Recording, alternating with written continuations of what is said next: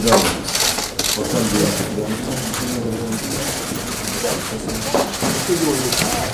전화했는데 왜 전화를 못 받았네 이거 때문에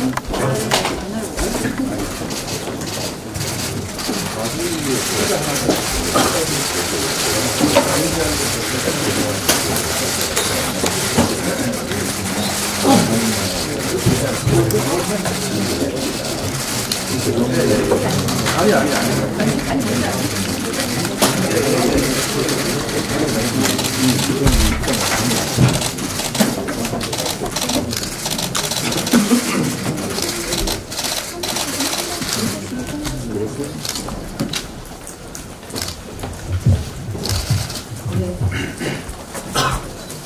오늘 노무현 전 대통령 서거 10주기입니다.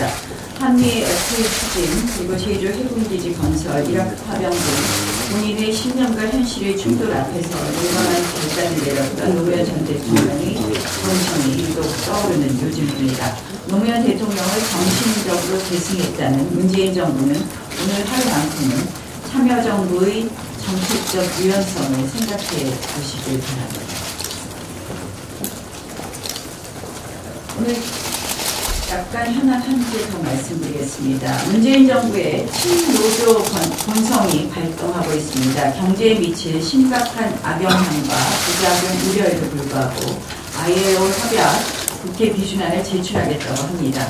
일단 국회에 보내면 뭐든 나올 것이라는 기대, 입법부를 정권의 커피 자판기쯤으로 여기는 그런 형태가 아닌가 이렇게 생각합니다.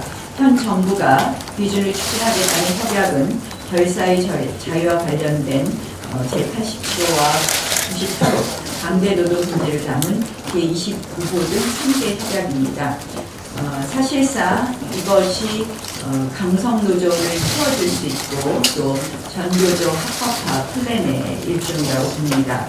안 그래도 지금 노사 갈등과 불균형 노사 관계 때문에 국내 기업은 물론 해외 유수 기업마저도 투자와 고용을 꺼리고 있습니다.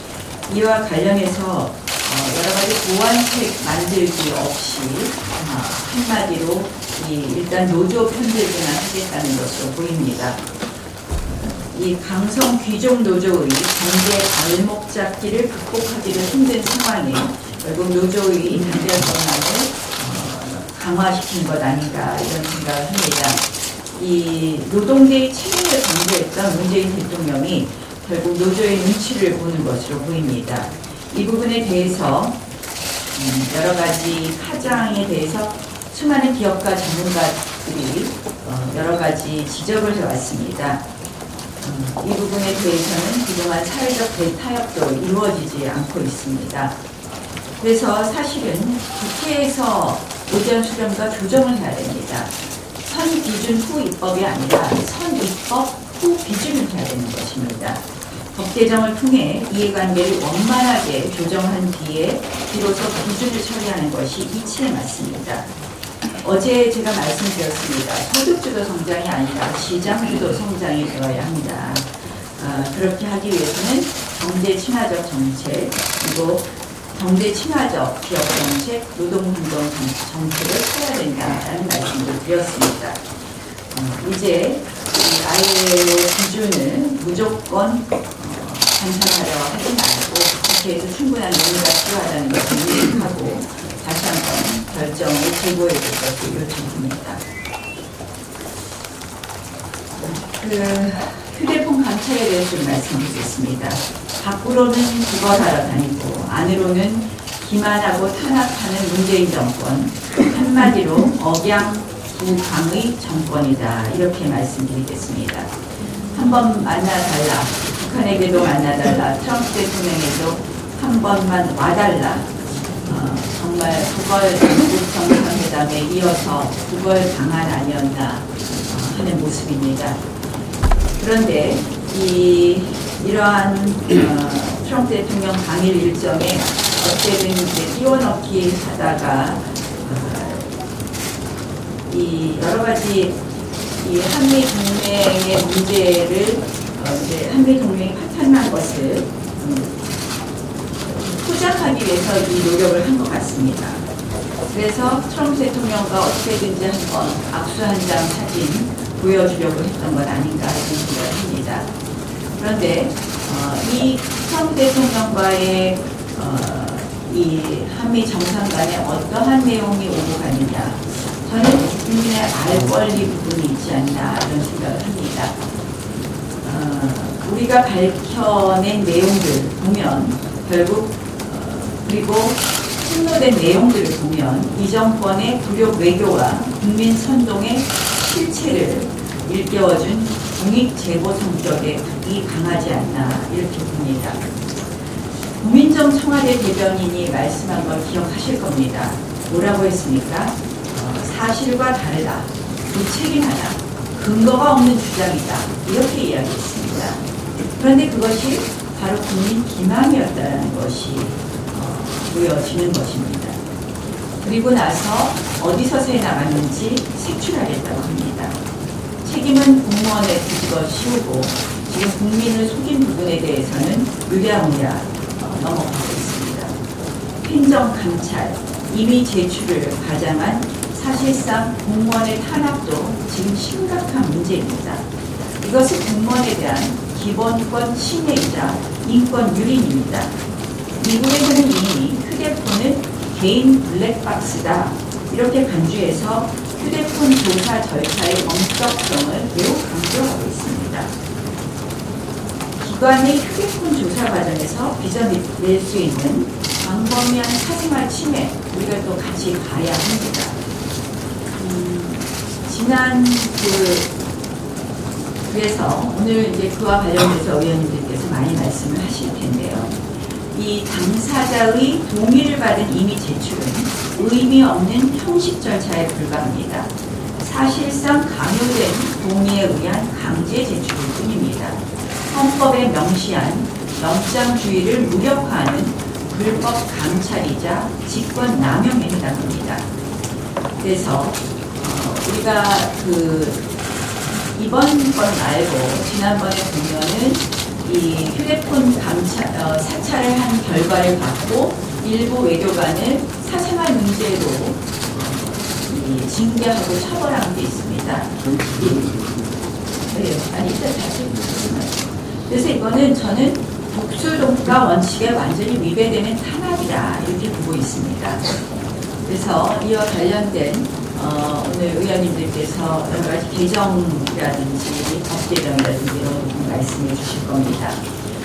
최근에 나타난 지금 외교 한미 정상회담 통화 관련돼서는 한마디로 국걸 외교, 국민 기만의 이런 민낯이 들키자 이제 공무원에게만 책임을 씌워가는 모양이 아닌가 이런 생각을 합니다.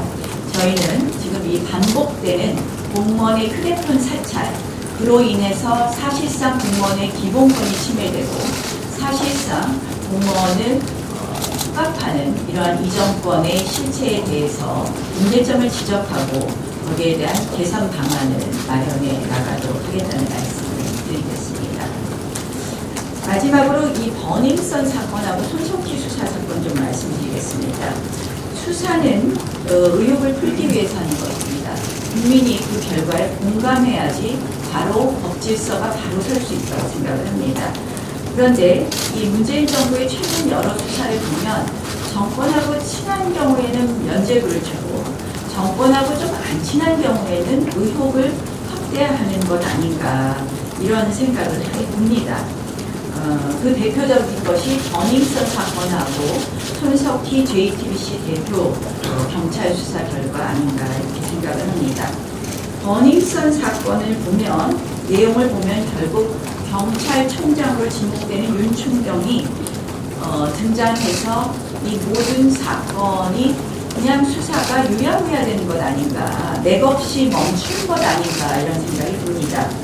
2006년 노무현 청와대 민정수석실에 근무했었고 2017년 문재인 청와대 민정수석실에 근무했던 윤충경이 이러한 맥없는 수사를 가져온 것 아닌가 이런 생각을 합니다. 결국 이 윤충경의 등장으로 인해서 버닝썬이 아니라 버닝문이 될까봐 결국 이 수사가 멈춘 것 아닌가 이런 생각을 합니다. 또 이거에 관련해서는 김태우 전 수사관이 한 말이 기억납니다. 윤충경 수사가 쉽지 않을 것이다. 이 정권 내부의 실상을 잘 아는 공익제보자인 김태우 전 수사관 말이 맞았던 것으로 봅니다. 손석희 대표 경찰 수사도 이해 안 되는 부분이 굉장히 많이 있습니다. 아직 지금 뭐 결론이 지금 검찰에 송치하고 경찰에서만 결론이 나 있는데 지금 억대 용역 계약을 제한한 혐의에 대해서는 지금 배임에 대해서 무혐의했습니다. 선뜻 납득이 가지 않습니다. 결국 이 정권과 가까운 언론에 대해서는 다시 수사 아닌가 이렇게 보여집니다. 청와대와 정부 여당에게 촉구합니다. 진실은 언젠가 드러납니다. 잠시 권력의 힘으로 멈출 수 있을지는 모르지만 영원히 그 진실을 가릴 수는 없습니다. 봐주기 수사, 진실을 밝혀내야 할 것입니다.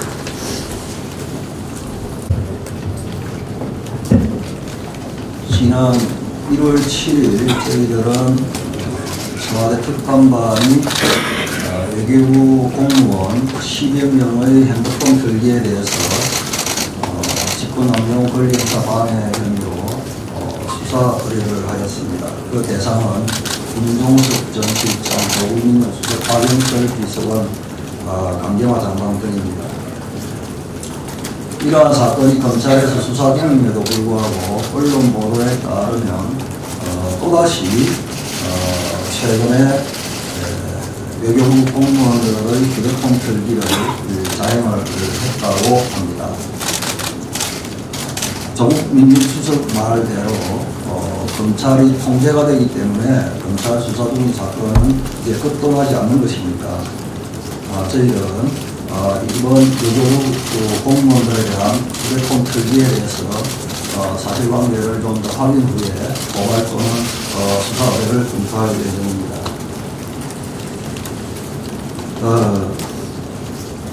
2018년 12월 31일 국회 운영위가 있었습니다.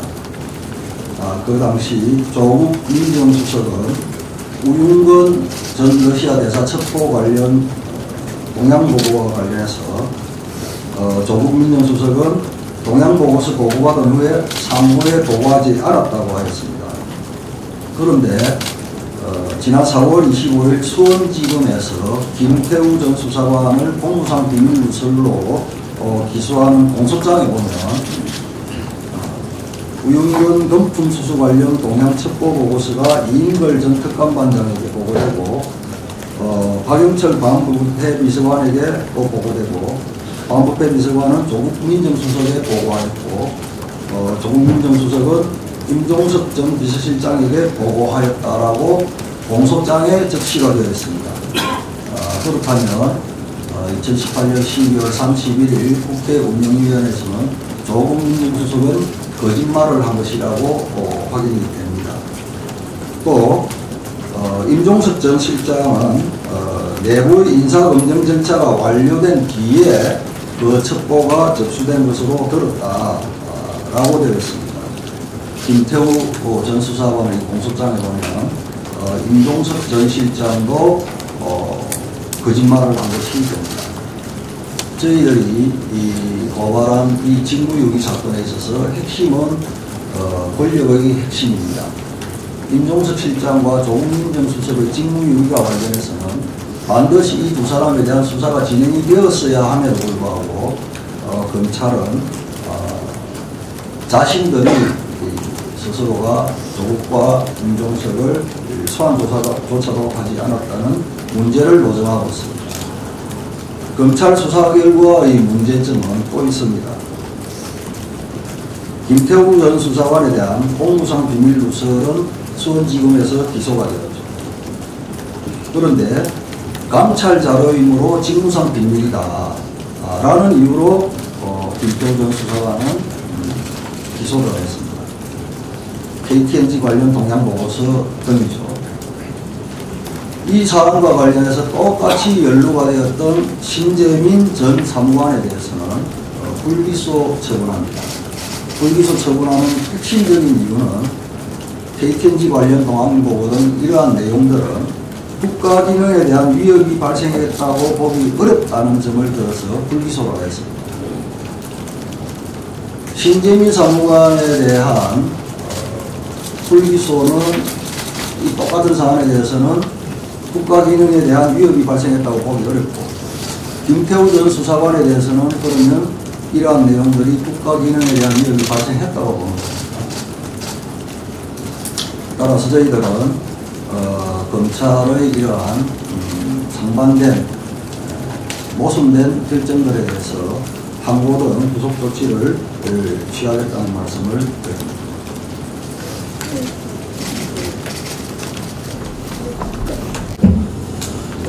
예, 그 외교부 공무원에 대한 특감반의 휴대폰 조사에 대해서는 우리 헌법과 형사소송법에 정한 영장주의 원칙을 장탈한 것이다, 이런 결론을 내리지 않을 수가 없습니다. 휴대폰이라는 자료는 아주 특수성이 있습니다. 휴대폰에는 검찰 대상자뿐만 아니라 그와 통화나 문자로 대화한 상대방에 대한 정보, 이메일, 포털 검색 기록 등이 포함되어 있고, 이게 감찰이나 수사의 자료로 활용된다면 대한민국 국민은 사생활의 비밀과 자유를 온전하게 누릴 수가 없습니다.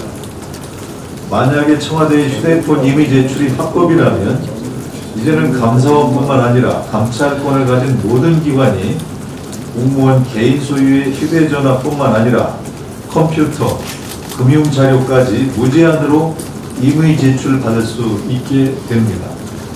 그래서 우리 형사소송법에도 휴대폰을 압수수색할 때에는 특정 범위를 분명히 지정하도록 이렇게 규정하고 있습니다.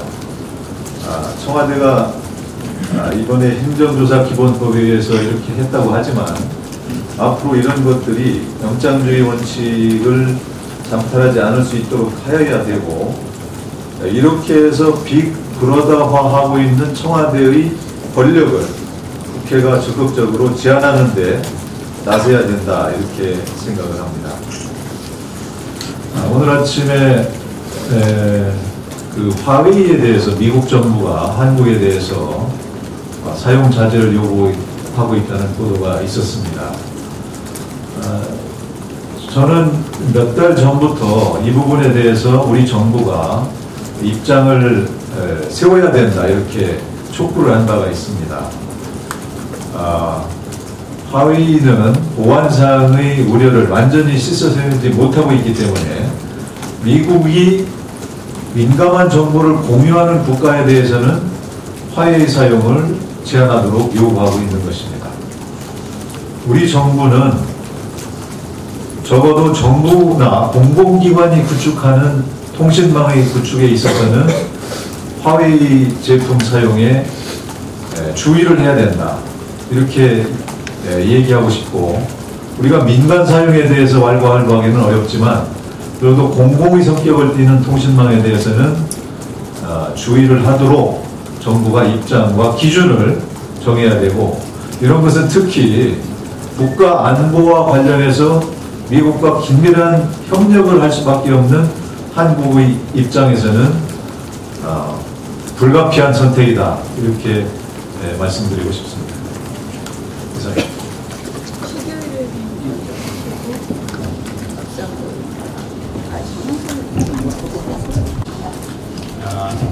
공무원의 휴대폰 압수수색 그 위헌적인 그 행태에 대해서 좀 말씀을 드리겠습니다. 김태우 수사관이 전에 모 방송에 출연해서 진술한 내용을 보면 이인걸 특감반장이 대통령이 방중하는 부분, 한미 군사훈련 연기되는 부분에 대해서 자꾸 유출된다. 그래서 이 유출에 대한 감찰을 해야 된다고 하면서 이 외교부 공무원 명단을 남겼다. 이 자리에서 이인걸 특감반장은 지금부터 조를 나눠서 외교부에 가서 휴대폰을 빼앗아와라. 가령 김태우는 조모 국장을 포함해서 4사람 휴대폰을 뺏어와라. 그리고 다른 팀장은 어떤 국장들 휴대폰을 가져와라는 식이었다. 그런 식으로 회의를 해서 당시 특감반장을 포함해서 대부분 직원이 광화문에 있는 외교부 청사와 거리가 가깝기 때문에 한꺼번에 우르 들어가서 휴대폰을 압수했다. 이와 관련해서 작년 12월 31일 제가 조국 수석에 대해서 2017년 12일 외교부 공무원의 그 자유유출 부분에 대해서 휴대폰을 몇 대 뺏었습니까? 했더니 개수는 제가 정확하지 못합니다. 이미 압수수색한 것이죠 하니까 압수수색이 아니라 이미 제출받은 것입니다. 그리고 제가 다시 2018년 5월 기획재정부 KPMG 사장 선임 관련해서 문건이 유출돼서 또 휴대폰 이미 제출받았죠 했더니 이미 제출받았습니다. 몇 대 받았는지 아십니까? 모릅니다. 또 작년 11월 보건복지부 사건 때 휴대폰 또 뺏었죠 했더니 반복해서 말씀드리지만 정확한 개수는 모르는데 이미 제출받았다고 그렇게 했습니다. 그런데 이러한 휴대폰을 뺏어서 내용을 보는 조사가 계속되고 있습니다. 공무원들이 매우 불안해하고 있을 뿐만 아니라 금방 다른 의원님들 말씀처럼 이건 헌법의 기본 정신에 위반되는 겁니다. 양심의 자유를 침해하는 그런 겁니다고 말씀을 드리고요. 근데 이에 대해서 우리 조국 수석께서 교수 논문을 있을 때 압수수색 합법성 기준으로 논문을 작성한 게 있습니다. 여기 보면 반드시 동의를 받아야 되고 그 다음에 범위를 정해야 된다. 그 범위를 넘는 그런 조사는 불법이다. 이렇게 되어 있습니다. 그래서 이런 그 유연적인 행위가 계속되고 있기 때문에 저희 당에서 이번에 행정조사기본법, 그 다음에 특별감찰관법, 형소법 개정안, 형소법 이 세 법에 대한 그 개정안을 만들었고요. 기본적으로 이 수사나 조사에서 이미 제출받는 것을 전혀 금지할 수는 없습니다. 자료나 여러 가지 물건 등을 이미 제출받을 수 있지만 특히 휴대폰의 경우에는 이미 제출을 받을 때 반드시 서면으로 자발적인 동의를 받아야 되고 반드시 그 조사 범위를 정해야 된다. 조사 범위를 명확히 정하고 그 조사 범위를 넘는 부분은 불법일 뿐만 아니라 그리고 그 조사 시에 휴대폰 내용을 조사할 때 반드시 당사자나 변호인이 참여해야 된다. 이런 법안을 발의해서 다시는 그 인권 침해 행위가 없도록 그렇게 할 예정입니다. 이 정부는 외교적 비밀이란 이유로 은폐하고 있다가 문제가 생기면 힘없는 외교부 공무원만을 이렇게 닥달하는 것 같습니다. 사고는 청와대가 치고 또 책임은 외교부 공무원에게 묻는 이런 행태가 계속되고 있고 이 정부 들어서 더 심화되고 있는 것 같습니다. 외교부 공무원들은 이렇게 말합니다. 전 정권에서도 외교 정보가 유출되면 민정수석실에서 주요 간부들을 상대로 휴대폰 제출을 요구했다. 그렇지만 2~3시간이면 다 돌려줬다. 그런데 이번 정부 들어서서 완전히 달라졌고 휴대폰은 압수 후에 짧게는 2~3일, 길게는 4~5일씩 가져가서 돌려주지 않는다. 휴대폰 압수는 다른 부처에 비해서 외교부가 심하고 몇 년치 개인정보를 가져갔는지 알 수도 없다. 그래서 이제는 언제 무슨 일이 터질지 몰라서 상관의 지시도 다 녹음해서 알리바이를 만들려고 한다. 심지어는 어떤 명령에 대해서 지금 하시는 지시는 청와대 지시 맞죠? 하면서 알리바이를 만드는 그런 풍토까지 되었다고 합니다. 다 이 정부가, 이 정권이 만들어낸 일입니다. 조국 수석 과거 발언 굳이 하도 말이 달라서 되새길 필요가 없겠지만 저도 한번 조사해봤더니 이렇게 말했습니다. 대상이 공직자나 공무 관련자라 하더라도 사용되는 감찰 방법이 불법이면 불법이다. 이렇게 했어요. 또 MB정부는 사찰 대상과 수단, 방법을 보면 야만적이고 관음증이 심한 것 같다. 이야기했습니다. 욕하면서 배운다더니 그대로 따라와서 하는 것 같고 있습니다. 이제 공무원들 입장에서는 이렇습니다. 동의서는 감찰 과정에서 동의서를 제출하라고 되어 있죠. 그런데 공무원 입장에서 휴대전화 임의 제출 동의를 거부할 경우에는 비사실을 인정하는 것처럼 비칠 수도 있고 인사상 불이익을 당할 수 있다는 우려 때문에 사실상 거부가 불가능한 신병입니다. 김태우 수사관도 이렇게 말했죠. 인사권 가진 곳에서 온다고 하면 거부를 못했다. 그래서 사실상 영장 없는 압수수색이라고 이야기했습니다. 이런 일들이 이 정부에서 벌어지고 있습니다.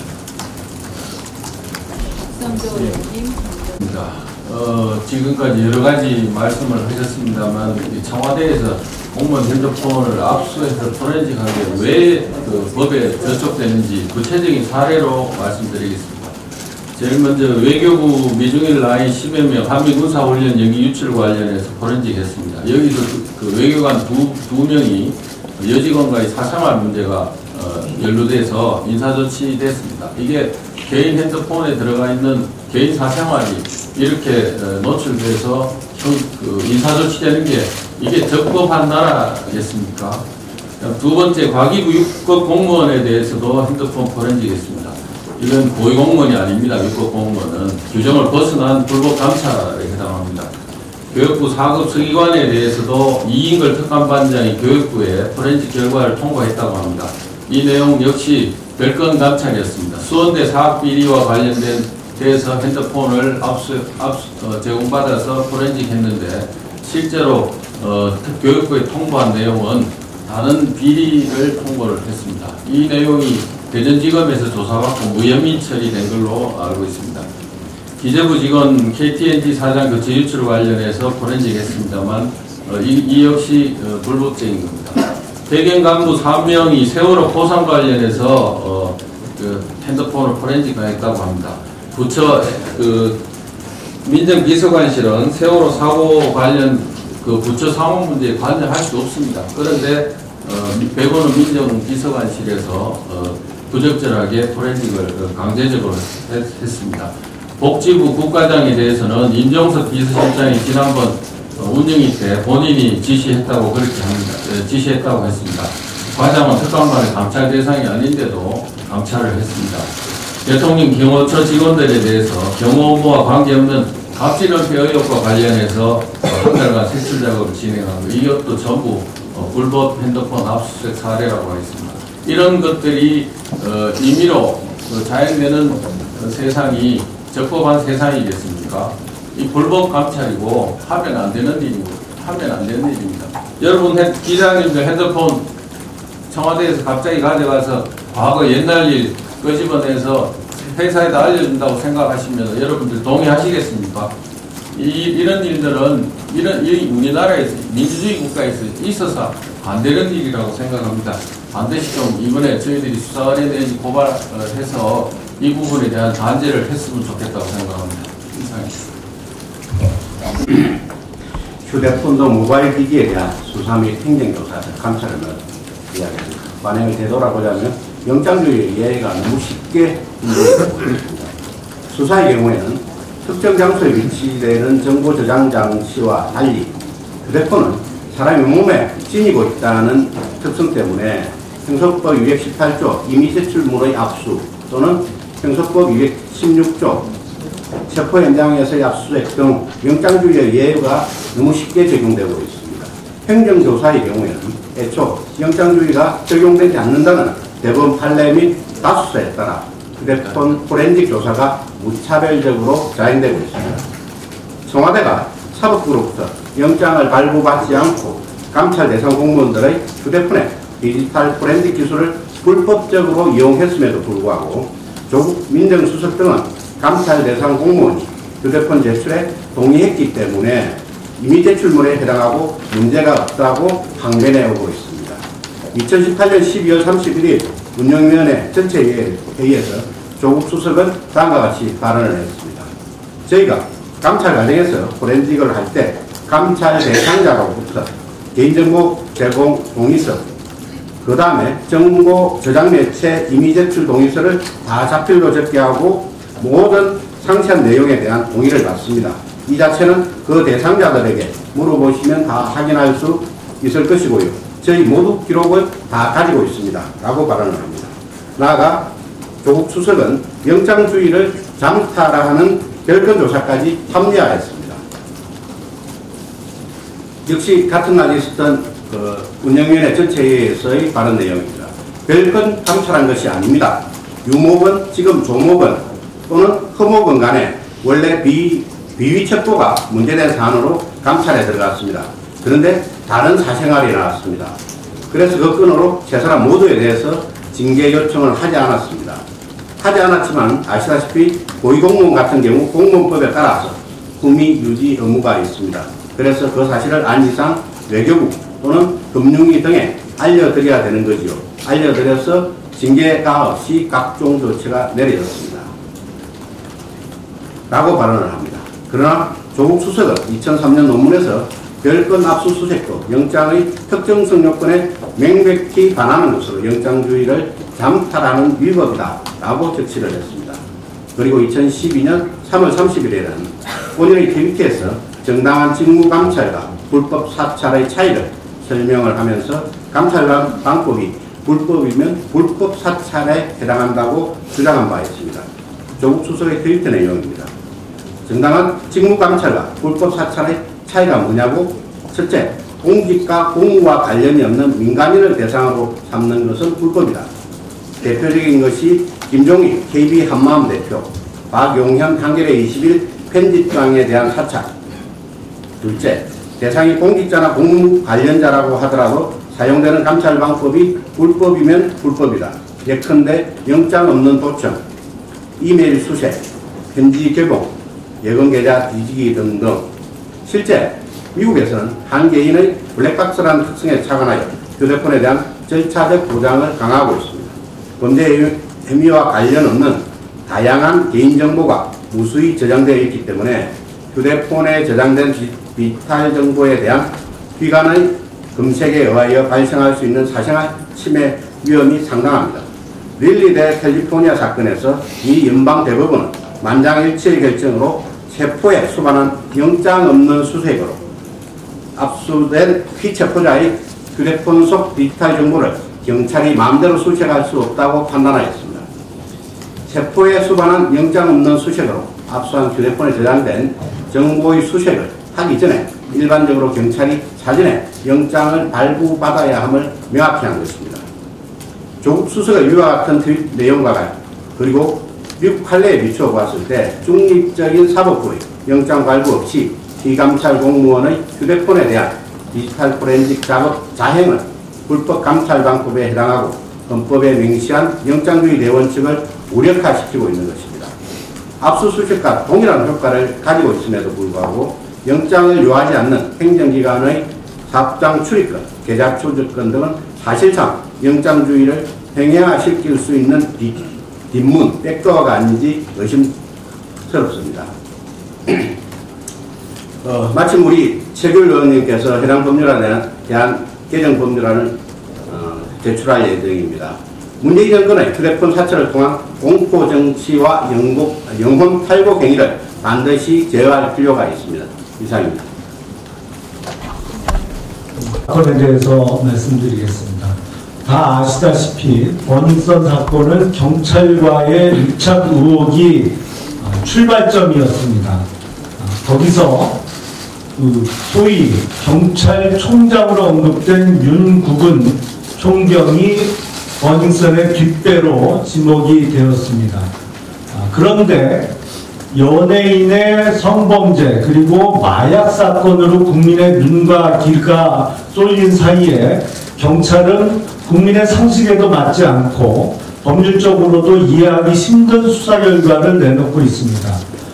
버닝썬의 뒷배인 윤국은 총경에 대해서 270여만 원의 선물, 접대를 받은 것을 인정하면서도 이것이 대가성이 없고 금액이 적다는 이유로 뇌물이나 김영란법 위반에 대해서는 혐의가 없다는 점이에요. 그리고 단속 정보를 전해준 거에 대해서는 직권남용으로 의유를 했습니다. 근데 단돈 10,000원을 받더라도 대가성이 있다면 그것은 뇌물입니다. 단속 정보를 전해준 것과 선물이나 향을 받은 게 어떻게 아무런 상관이 없는 별개의 행위라는 것입니까? 이 사건 초기에 윤국은 총경이 버닝썬의 뒷배로 지목됐을 때 김태우 전 수사관과 나눈 대화가 기억납니다. 윤 총경은 백원우 비서관의 최측근이고 이 정권의 불편한 진실도 많이 알고 있기 때문에 이 정권에서는 절대로 윤국은 총경을 사법 처리 못할 것이다 라고 김태우 전 수사관과 대화를 나눈 적이 있는데 역시 슬픈 예감은 틀린 적이 없습니다. 지금 이 정권은 경찰, 검찰 등 수사기관이 모두 정권의 입맛대로 정권이 원하는 대로 조작된 수사 결과 자판기가 되도록 만들어 놓고 있습니다. 이렇게 정권의 요구사항대로 수사 결과를 만들어내고 있는 수사기관뿐만 아니라 법원이나 사법부에도 코드 인사를 통해서 정권의 입맛대로 결과를 만들어내려고 노력하고 있습니다. 이렇게 법치를 빈 껍데기로 만들고 있기 때문에 이 문재인 정권을 독재 정권이라고 하는 것입니다. 이제 버닝썬 사건에 대한 진실 추구는 검찰의 몫으로 남을 수밖에 없습니다. 검찰에서 국민이 납득할 수 없는 수사 결과를 또 내놓을 경우 정권의 요구대로 입맛에 맞는 조작된 수사 결과 자판기로 전락할 경우에는 이 버닝썬 사건은 특검으로 가져갈 수밖에 없음을 엄중히 경고하는 바입니다. 이상입니다. 사실 회의 등 우리가 휴대폰 이 감찰과 관련된 회의를 이제 하려고 소집했는데 트럼프 대통령 한미 정상회담 관련된 것이 어제 기사도 나왔고 또 우리가 앞으로 이제 버닝썬 문제도 더 좀 들여다봐야 되겠다는 그런 생각을 하고 있습니다. 그런데 이런 생각이 들어요. 한미 정상회담, 한미 정상이 통화를 했다. 국민들이 무슨 내용이 있는지, 무슨 내용이 있었는지 알고 싶고 그것은 국민들의 당연한 알 권리입니다. 그런데 청와대가 그동안 대응해 본 것을 보면 이걸 국가 기밀이다 하면서 사실은 거짓말을 했어요. 그러면 우리는 한미 정상 간의 통화는 청와대가 각색하고 편집된 것만을 알라는 이야기인지 이것은 국민의 알 권리를 현저하게 침해하는 거라고 생각을 합니다. 저희는 그래서 야당의 입장으로서는 도대체 한미 정상 간에 어떤 내용이 통화되었고 그 다음에 어떻게 지금 한미 동맹이라든지 이런 부분은 흘러가는지를 알기 위해서 우리 굉장히 최대한 정보 수집을 합니다. 그 과정에서 저는 사실은 볼턴 보좌관이 방한한다고 하는 것이 4월 말부터 언론에 보도되었기 때문에 저희 의원실에서 볼턴 보좌관 측하고 교환했던 이메일을 제가 강혜성 의원님한테 보여드렸어요. 그 이메일에 보면 뭐라고 했냐면 이미 그 부분은 캔슬드 됐다라고 이렇게 메일이 왔었습니다. 그래서 그 당시 이제 요 메일은 고민정 대변인이 그 발표하기 전에, 답변하기 전에 강효상 의원이 말하고 고민정 대변인이 답변하기 전에 저희가 받은 겁니다.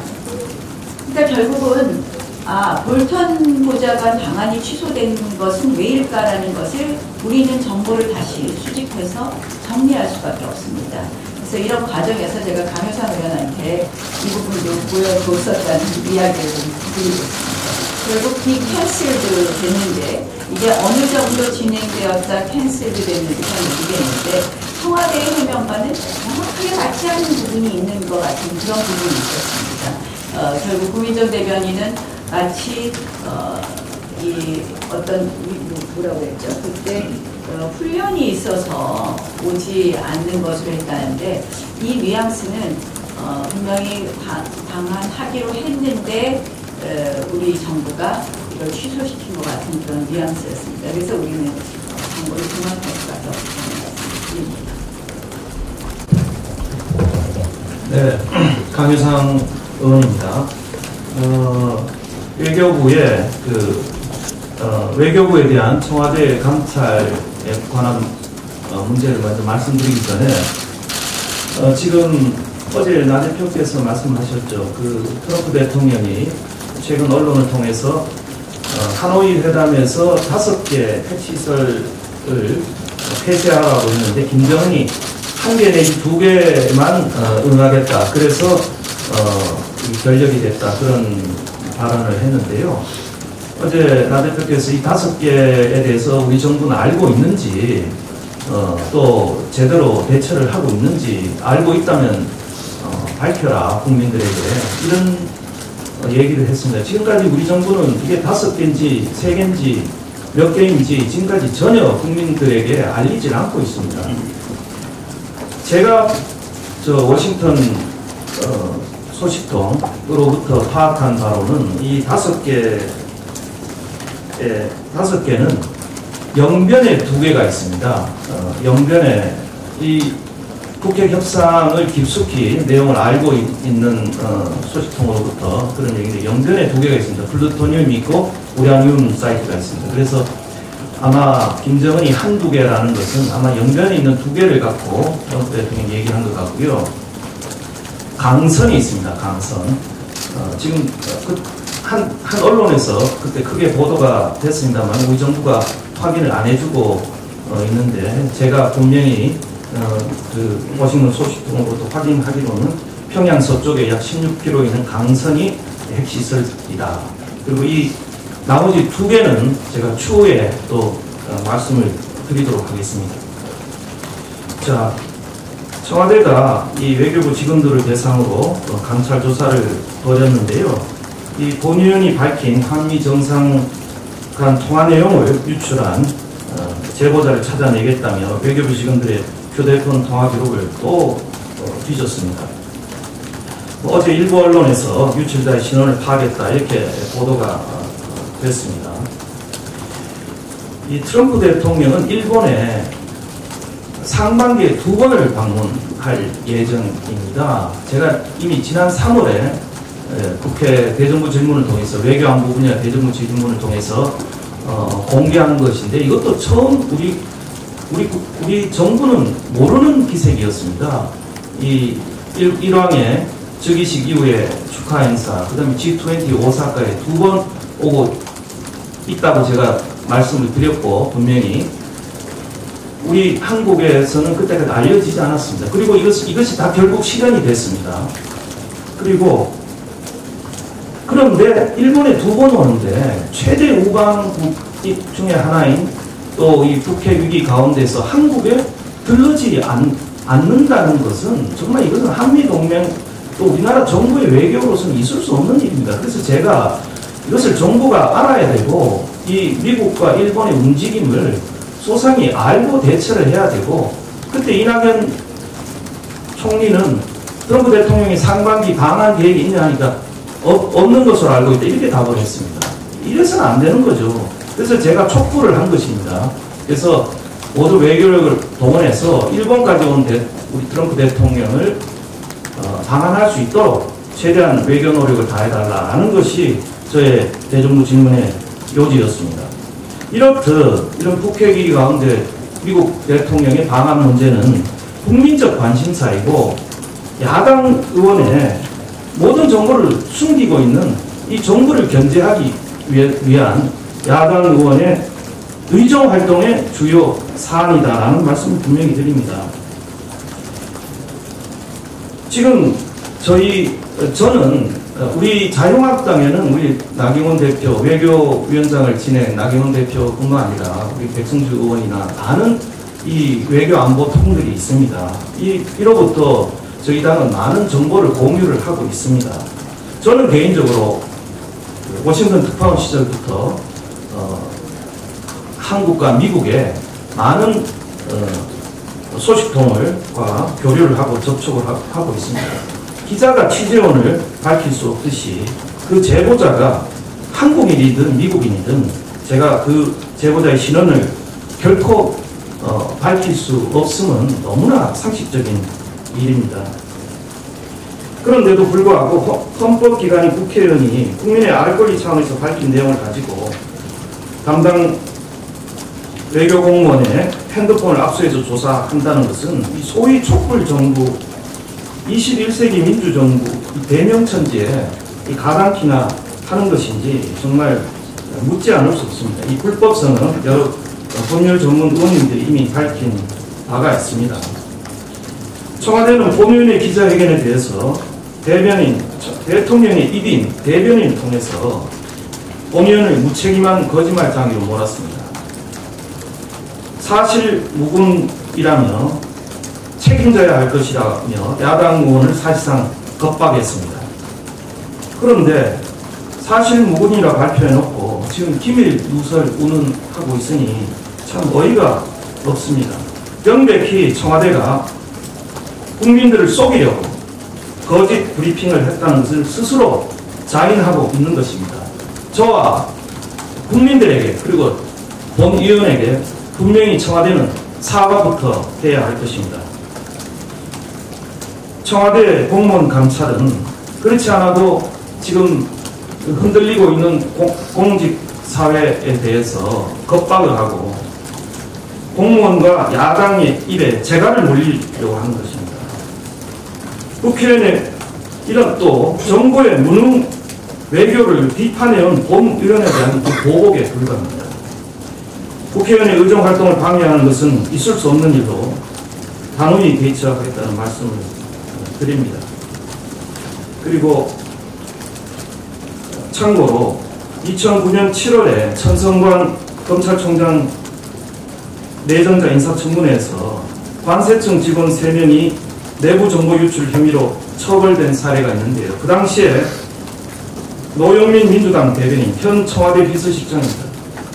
정말 답답하고 자괴감마저 드는 게 우리의 현실이라면 앞으로 정권이 하는 일이라면 입을 다물어야 할 것 같다. 이렇게 얘기를 했습니다. 제 심정이 똑같다는 말씀을 드립니다.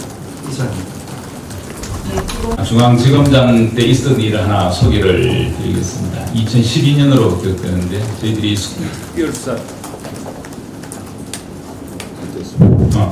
특별수사팀을 꾸려서 수사하던 사건이었습니다. 그런데 그 수사 내용이 특정 언론에 정말 그대로 계속 유출이 돼서 그때 법무부 대검 중앙지검 전체적으로 큰 소동이 일었습니다. 어떻게 조사 내용이 수사 내용이 이렇게까지 나갈 수가 있느냐. 그것도 특별수사팀에서 수사하던 것이었고 15층 고금의 특별한 방을 마련한 그런 보안시설을 갖춘 것이었습니다. 그래서 그때 검사들과 수사관들을 전부 휴대폰을 조사를 하는 게 좋겠다 이런 얘기도 있었습니다만 결국 그 조사를 안 했습니다. 휴대폰 조사를 안 했고 그때 제가 이 포상금과 사실은 이 특별 승진 이런 제가 조건을 좀 내걸어서 이 사건을 이 유출을 하는 행위를 밝히는 사람한테는 이 포상을 하겠다. 그런데 그 범인이 잡혔는데요. 알고 보니까 밤늦게 새벽 1시, 2시 또 주말에 특정 기자가 문을 따고 들어가서 조서를 훔쳐 나와서 그거를 유포를 그 내용을 알게 된 것이었습니다. 그때 그 기자를 긴급 체포를 했습니다. 긴급 체포를 하고 휴대폰과 노트북을 압수수색을 했습니다. 그런데 과연 그 휴대폰과 이 노트북에 그 절도 행위와 관련된 내용이 있을까? 그 휴대폰과 노트북을 조사하면 엄청난 내용이 나왔을 것입니다. 본인도 그런 얘기를 했습니다. 이 내용에 이 휴대폰과 노트북에 사실 엄청난 내용들이 있다. 그러나 절도 행위와는 관계가 없는 것이다. 그래서 저희들이 회의 끝에 그 노트북과 휴대폰을 돌려줬습니다. 압수수색에서 분석을 하지 않았습니다. 그만큼 이 개인의 양심의 자유라든지 이게 중요한 겁니다. 지금 우리 기자 여러분들 계시지만 회사에서 회사 정보가 유출되는데 휴대폰 내놔라. 그래서 이메일 같은 거 다 검색해서 사생활로 처벌하면 여러분 수긍하시겠습니까? 저는 우리 기자 여러분들께서 이 문제에 대해서 이렇게 소극적인 것이 좀 안타깝습니다. 이 국가적으로 정말 중대한 문제입니다.